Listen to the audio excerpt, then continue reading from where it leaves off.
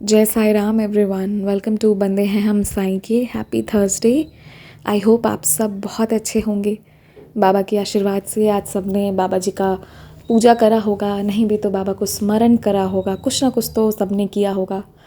और आज वो दिन होना चाहिए जब हम कुछ नया शुरू करें, कुछ अच्छा शुरू करें, चाहे वो लाइफ के किसी भी पार्ट को लेकर हो। मे बी हम मेडिटेशन करें, मे बी हम कोई भी अच्छी चीज़ करें जो हमारे हेल्थ के लिए ज़रूरी है, जो हमारे वेल्थ के लिए ज़रूरी है, जो हमारे हैप्पीनेस के लिए ज़रूरी है, जो इंसानियत के लिए ज़रूरी है, यानी ह्यूमैनिटी के लिए। Anything we should start, because this day, this moment is very precious and as well very divine. आज एक्सपीरियंसेस सुनाने से पहले एक बात कहूँगी। रात 12 बजे थर्सडे को मैंने एक स्पेशल एपिसोड डाला था, प्यार का ज़रिया साई है प्लेलिस्ट करके, अपने ही इसी चैनल पर। बाबा जी के आशीर्वाद से आई थिंक 5 एक्सपीरियंसेस हो गए हैं ऐसे वाले। इन एक्सपीरियंसेस को खोजना, समराइज़ करना, सुनाना बहुत इंटरेस्टिंग होता है और साथ ही साथ थोड़ा मुश्किल होता है। लेकिन ये मैं नहीं कर सकती हूँ, ये मैं इसको क्रेडिट नहीं ले सकती कि ये मैंने किया है।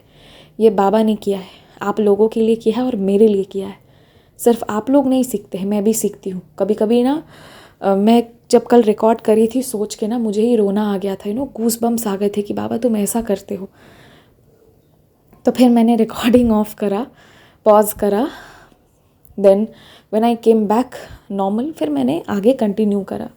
तो इतनी सुंदर बाबा की लीलाएं होती हैं, इतने सुंदर मेहर होते हैं। रोज़ जो भी एक्सपीरियंसेस सुनाती हूँ सब बहुत सुंदर है, उन्हें सुना कीजिए। लेकिन जो वाइट थंबनेल वाला एक्सपीरियंस है, जो प्यार का ज़रिया साई है प्लेलिस्ट में अभी आई थिंक 5 लास्ट के 5 एक्सपीरियंसेस हैं, उन्हें ज़रूर सुनिएगा। क्या होता है ना, कुछ एक्सपीरियंसेस जो हैं वो एक मोमेंट्री होते हैं कि किसी को बाबा ने पढ़ाई में मदद करी, किसी की शादी हुई, किसी का व्रत हुआ तो कोई इच्छा पूरी करी, किसी को वीज़ा मिला, किसी को पासपोर्ट मिला, किसी के बीमार थे कोई, उसको ठीक कर दिया। लेकिन जब आप लाइफ एक्सपीरियंस सुनते हैं ना, किसी एक के जीवन में बाबा कहाँ से आए, ज़िंदगी कैसी थी, उसे कैसे पलट के कैसा कर दिए, किस स्थिति से निकाल कर कहाँ तक ले गए, तो ये जो सुनते हैं ना, तो इससे बहुत आपको मोटिवेशन फॉर डिवोशन मिलता है। बिना मोटिवेशन का कोई काम नहीं हो सकता। अगर आपको डिवोशन करना है तो उसके लिए भी विश्वास चाहिए, और वो जो ट्रस्ट है वो कहीं ना कहीं जब आप मोटिवेटेड रहते हैं तभी वो आप डेवलप कर पाते हैं कि हाँ हो पाएगा। तो ये जो भी एक्सपीरियंसेस सुनाती हूँ, आखिर क्यों सुनाती हूँ? ताकि आप लोगों का विश्वास बढ़े। अभी मैं जानती हूँ बहुत सारे लोग हैं जो बहुत परेशान हैं, ऐसी स्थिति में है, मतलब ऐसी बाबा परीक्षा ले रहे हैं, पता नहीं क्या होगा। जितना वो जो चाह रहे हैं कि वो उनका हो, जितना उनका डर है कि ये गड़बड़ ना हो, वही गड़बड़, जो जो उनको लग रहा है कि ये गड़बड़ ना हो, ये बच जाए, जो प्रार्थना कर रहे हैं वही गड़बड़ हो जा रहा है। लेकिन at the end of the day पता है क्या होगा? आपके हित के लिए जो आपकी इच्छा है वो सही समय पर पूरी हो जाएगी। ये मैं पहले डिक्लेयर कर सकती हूँ। ये बाबा जी की मेहर होती है। बाबा जी के रास्ते पे चलिए, कुछ चीज़ें हैं जो वो समझाएंगे, उन्हें समझिए, और वो जो एक्सपीरियंसेस हैं उन्हें सुनिएगा ज़रूर। मैं सबको मैं किसी को ये नहीं बोलती कि सुनो या शेयर करो, ये सब मैं नहीं करती हूँ, because we are not doing it for professional reason, it is purely for spiritual reason, for spiritual wellbeing. क्योंकि आप में से बहुत सारे लोग बहुत कुछ करते हैं, कोई भंडारा कर रहा है, कोई कुछ कर रहा है, मैं कुछ नहीं करती हूँ। तो बस ये वैसे वाले एक्सपीरियंसेस इकट्ठा करने की कोशिश करती हूँ। तो वो मैंने किया है, बहुत मेहनत से करा है। आप लोग सुनिएगा। प्यार का ज़रिया साई है प्लेलिस्ट में लास्ट 5 एक्सपीरियंसेस हैं, आई थिंक 4 और एक्सपीरियंस है, उन्हें पूरा करूँगी। फिर जब मिलेगा तो करती रहूँगी, जब जैसे टाइम मिलेगा। अब आज के एक्सपीरियंस पर आते हैं। आज मैंने बहुत देर सबको लेक्चर दे दिया है, जो कभी कभी ज़रूरी होता है, क्योंकि मुझे पता है बहुत लोग बहुत परेशान हैं, बहुत रोते हैं। सबकी लाइफ में ये फेज़ आता है, मेरी लाइफ में भी आता है। खैर चलिए, अब आज के एक्सपीरियंस पर आते हैं। तो ये जो डिवोटी हैं, इन्होंने इंजीनियरिंग करी थी एंड इन्होंने मुझे शायद ब्रांच बताया था, पर मैं अब भूल चुकी हूँ, बिकॉज़ मैंने इनका एक्सपीरियंस जब पढ़ा था तब आई थिंक ट्रैवलिंग और कुछ तो कर रही थी, तो एक साथ 2 काम करने के चक्कर में मुझे ये याद नहीं है कि कौन से ब्रांच से इन्होंने करा था, जो भी था। बट अब इन्होंने इंजीनियरिंग करा है, डेफिनेटली इनका टेक्निकल ब्रांच था, टेक्निकल डिग्री थी। और इसके बाद जो इनका जॉब हुआ, जो प्लेसमेंट हुई, वो नॉन टेक्निकल ब्रांच में हो गया। अब आप टेक्निकल वाले हो और आपको नॉन टेक्निकल वाले में डाल दिया जाता है, उसके बाद इनकी इच्छा जो थी वो थी कि बैक टू जो मेरी डिग्री है मैं उसे यूटिलाइज़ करूँ, वहाँ पे प्रोग्रेस करने के लिए इन्हें और अपॉर्चुनिटीज़ मिलेंगी डेफिनेटली। जब इनके पास ज़्यादा टैलेंट है, ज़्यादा एजुकेशन है, तो वहाँ से अपॉर्चुनिटीज़ और ज़्यादा मिलना आसान है इन कंपैरिजन टू कि जब आपको थोड़ा नीचे हो उसके लेवल से। I am not commenting on any buddies profession, I respect each and every profession जो जेन्युइनली आपके थाली में रोटी ला कर दे ईमानदारी से, जिससे खाकर आप सुकून की नींद सो सको, तो वो सारे प्रोफेशन को मैं रिस्पेक्ट करती हूँ। ये बस इस कंपैरिजन में यहाँ पर सुना रही हूँ, इससे कोई प्लीज़ हर्ट फील मत कीजिएगा। I always say I respect each and every profession no matter what it is, if you are able to earn your bread with honesty. तो बस यही हुआ कि इसके बाद ये नॉन टेक्निकल से अब टेक्निकल में जब जंप करना चाह रही थी तो वो पॉसिबल नहीं हो पा रहा था।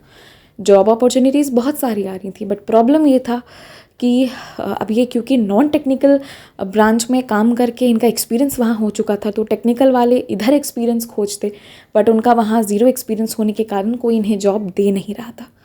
And finally she was very disappointed. इन्हें लगा कि बाबा ये क्या हो रहा है। जब बहुत परेशान हो गई, बाबा का स्मरण कर रही थी, और जहाँ ये बहुत ज़्यादा प्रोग्रेस कर सकती थी, डिग्री भी था, सब कुछ था, जॉब अपॉर्चुनिटीज़ भी थे, बट कहीं ना कहीं इन्हें ही रिजेक्ट कर दिया जा रहा था। सब होते हुए भी कुछ नहीं हो रहा था। तो सितंबर 2021 आई थिंक 2021 ही शायद इन्होंने कहा, मुझे ईयर याद नहीं है, माफ़ कीजिएगा, क्योंकि वो दूसरे वाले फ़ोन में है, मैंने वहाँ पढ़ लिया है, पर अब मैं यहाँ आ गई हूँ, ये वाले फ़ोन पर रिकॉर्ड करी हूँ, तो अब मैं चेक नहीं कर सकती। तो क्या हुआ कि अब जॉब कहीं कुछ नहीं मिल रहा था। 2021 में इन्होंने ग्लोबल महापारायण में अपने आप को एनरोल करा। ग्लोबल महापारायण में ऐड होने के बाद सितंबर के अराउंड इन्होंने बाबा जी से प्रार्थना करना शुरू किया कि बाबा प्लीज़ मुझे मेरे हिसाब की जॉब दिला दो आप, ठीक है, क्योंकि जितनी मेरी डिग्री है, जितने मेरे अंदर क्वालिफिकेशंस और टैलेंट है, उससे कम पे मैं काम कर रही हूँ, और कम पे काम भी कर रही हूँ, प्रमोशंस भी कम पे मिल रहे हैं। When I have everything why should I compromise for? आखिर इतना मेहनत करके पढ़ा तो इसीलिए था, फिर अभी कॉम्प्रोमाइज़ क्यों? तो खैर ये बाबा से ज़िद करने लगी, इन्होंने बाबा से प्रार्थना करी, बाबा से कहना शुरू किया, एंड उसके बाद जो है इन्हें जॉब अपॉर्चुनिटीज़ वही हो रहा था, आ रहे थे जा रहे थे, आ रहे थे जा रहे थे। तो उसी दौरान क्या हुआ, एक और वन फाइन डे एक और जगह जॉब मिला इन्हें। अब वहाँ इन्हें बोला गया कि आप थर्सडे को आकर इंटरव्यू दो। नाउ आप गेस कर सकते हो, थर्सडे का दिन था। जब ये इंटरव्यू के लिए जा रही थी उस बिल्डिंग में, तो वहाँ टाइल्स जो वॉल को कवर करते हैं, उसमें से बहुत सारे भगवान जी की थी। एंड में साईं बाबा जी भी थे। एंड जिस हॉल में ये एंटर की, जहाँ इनका इंटरव्यू हुआ, वहाँ बड़े से गणपति बप्पा और साईं बाबा जी थे। एंड इन्होंने बाबा जी से उस दिन कहा था कि बाबा आप मुझे अपने होने का एहसास देना। बाबा ने सिर्फ एहसास ही नहीं दिया, बाबा जी ने इन्हें उस दिन जॉब दिला दिया। It was that day, Thursday, जब इनका इंटरव्यू हुआ, एंड देन एंड देयर इनका सिलेक्शन हो गया back from non technical to technical department. And यहाँ से इनके लिए अपॉर्चुनिटीज़ और ज़्यादा खुल गई। ये सफ़र इतना आसान नहीं था, क्योंकि एक बार कॉम्प्रोमाइज़ कर लो तो वापस अपने स्टैंडर्ड पर आने में मुश्किल होता है, टाइम लगता है। ये हम रियल लाइफ के एक्सपीरियंसेस से भी समझ सकते हैं कि वंस यू स्टार्ट कॉम्प्रोमाइजिंग तो हर कोई हर जगह से आपसे कॉम्प्रोमाइज़ ही करवाएगा, तो फिर अपना स्टैंड लेना पड़ता है। वरना स्टार प्लस के जो सीरियल हैं वो आपको मोटिवेट करेंगे, take your stand no matter शादी के कितने साल भी क्यों ना हो गए हों। मतलब ये सीरियल्स जो है ना टीवी पर आ रहे हैं, इसका मुझे खौफ हो जाता है कभी कभी। क्या बोलूँ, ऐसा ही एग्जाम्पल याद आया, आई एम एक्सट्रीमली सॉरी। तो बस आप सबसे यही कहना चाहती हूँ कि बाबा पर विश्वास रखिए, बहुत विश्वास रखिए। कुछ गलत हो रहा है ना, गड़बड़ हो रहा है, इन्जॉय दैट ऑल्सो। हाँ सच कह रही हूँ, मतलब अपने मेहनत कर रहा है, आप मेहनत कर रहे हैं, जो आपको करना है करिए, उसके बाद भी गड़बड़ हो रहा है, इन्जॉय दैट ऑल्सो।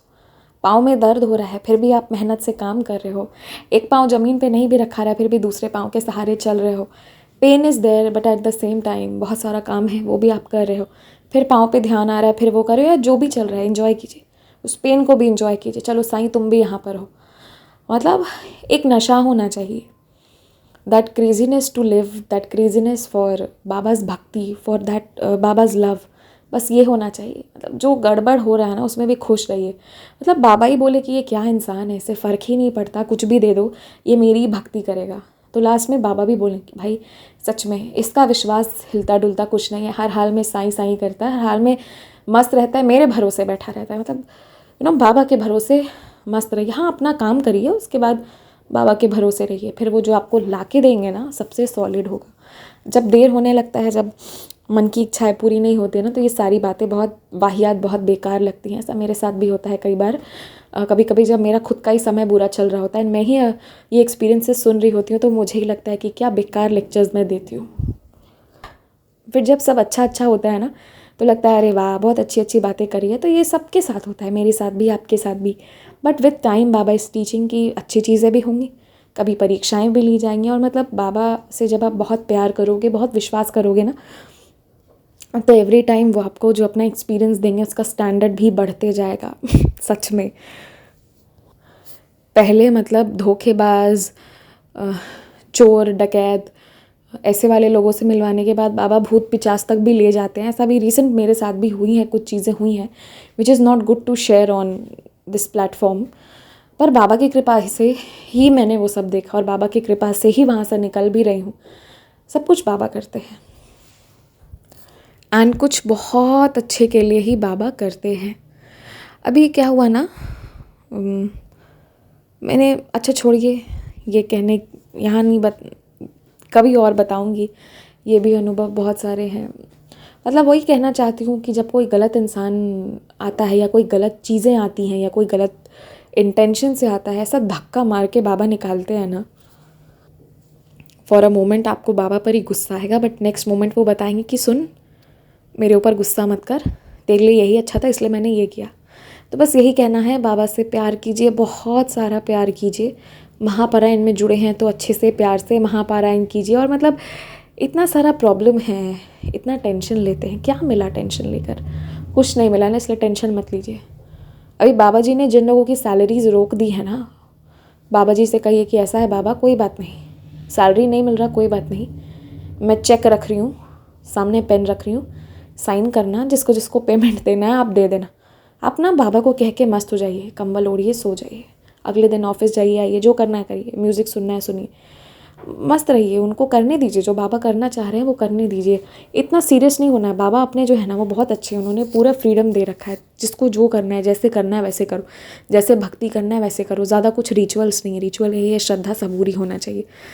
बहुत सारे भगवान जी में बहुत सारे नियम कानून होते हैं, ये अपने बहुत प्यारे बाबा हैं, बहुत ज़्यादा प्यारे बाबा जान है ही ऐसे। कुछ नहीं करना है, बस मस्त रहना है, खुश रहना है, और क्या बोलूँ, जय साई राम, जय साई राम।